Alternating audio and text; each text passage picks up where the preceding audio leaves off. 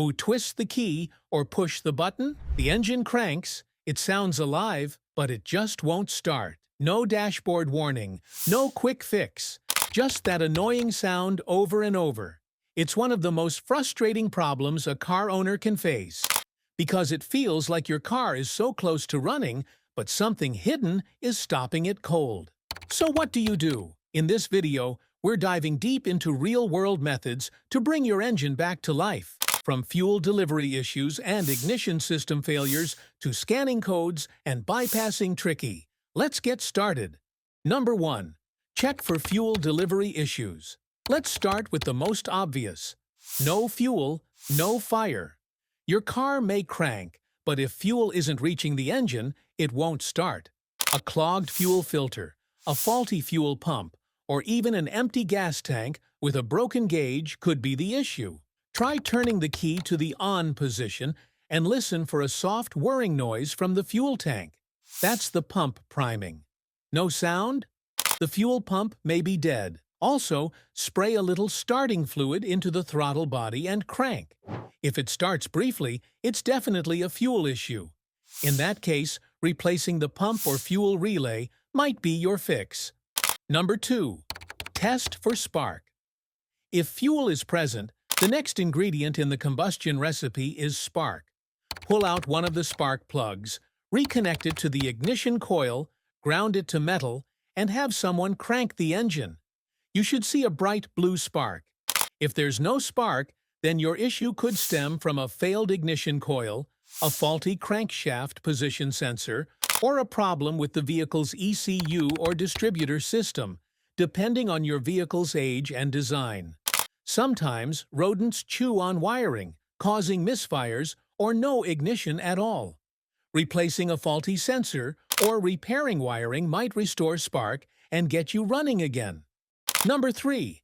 Scan for diagnostic trouble codes. When your car cranks but won't start, one of the smartest first moves is to grab an OBD2 scanner and talk directly to your car's brain.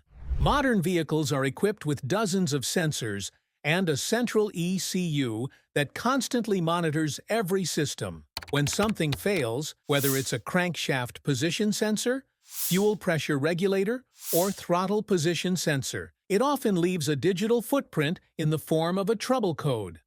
Plug the scanner into the port, usually located under the dashboard, and read the codes. Codes like P0335 or P0101 are common culprits for no start conditions. This method saves time, money, and guesswork. Number 4. Inspect battery and ground connections. Yes, the engine cranks, which means the battery isn't completely dead, but a weak battery or corroded grounds can still prevent a proper start. A weak battery may allow the starter to turn the engine, but not fast enough to create sufficient compression and ignition. Use a multimeter to test the battery. It should read at least 12.4 volts at rest. If it's below 12 volts, try charging it or jump-starting the car. Corroded battery terminals or loose connections can also restrict current flow, so inspect them closely and clean them with a wire brush if needed. Also inspect ground straps for corrosion or looseness. Adding a new ground strap or replacing a weak battery could be the key that brings your car back to life. Number 5. Check for air intake and engine compression. Engines also need air and compression to start and run properly. A blocked air intake can prevent the engine from getting enough air to mix with the fuel. Start by removing and inspecting the air filter. If it's dirty or clogged, replace it. Also, inspect the air intake hose for cracks, disconnections, or foreign objects. Make sure the throttle body is opening when you press the accelerator and isn't jammed or covered in carbon buildup. For compression, a compression tester can help determine if each cylinder is creating enough pressure to ignite the air-fuel mixture. If compression is low in only 1 or 2 cylinders, it could indicate damaged piston rings or leaky valves. Number 6. Check the anti-theft or Immobiliser system. Many modern vehicles come equipped with an anti-theft system or Immobiliser that disables the ignition or fuel injectors if it doesn't detect the correct key. If you notice a flashing key icon or security light on the dashboard while trying to start the car, the immobilizer may be blocking the start. This is especially common after battery replacement or when using a worn or aftermarket key. If you have a spare key, try starting the car with it.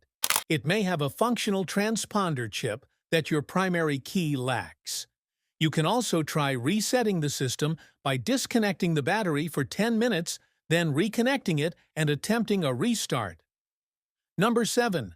Try the pedal to the floor trick. This is an old mechanic's trick that works when your engine is flooded with fuel. If you've tried starting the car repeatedly, unburnt fuel may be soaking your spark plugs. Next time you crank, press the gas pedal all the way to the floor. This tells the ECU to cut fuel delivery and helps clear out the excess fuel. After a few seconds of cranking, the engine may sputter and then fire up. It's not a fix for deeper problems, but in a flooded engine situation, it can get you back on the road fast. That's all for this video. These are the solid methods to fix a car that cranks but won't start. With a little patience and the right approach, you might just fix it yourself and skip the tow truck altogether. If this video helped you, give it a thumbs up and subscribe to the channel to fuel up the confidence.